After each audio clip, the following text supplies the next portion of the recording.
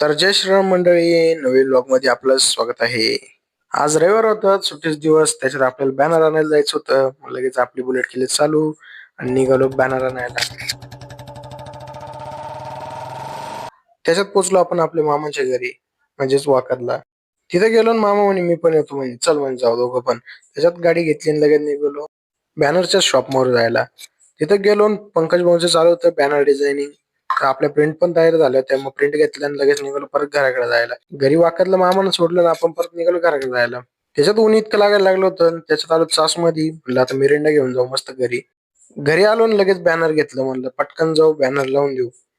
आलो पहिलं बॅनर पटकन चिटकून घेतलं.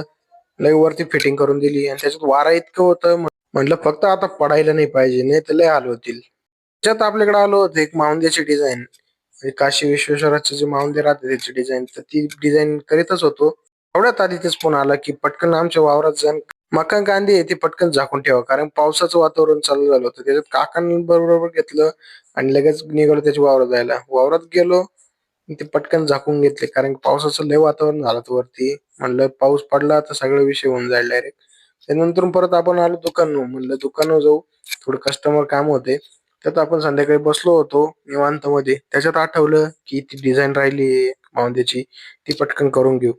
त्याच्यात रात्री आलो आपण दुकानावर. म्हणलं पटकन डिझाईन करून घेऊ. मग डिझाईन करून घेतली. त्याच्यासाठी एवढंच. भेटू उद्याच्या ब्लॉग मध्ये. धन्यवाद.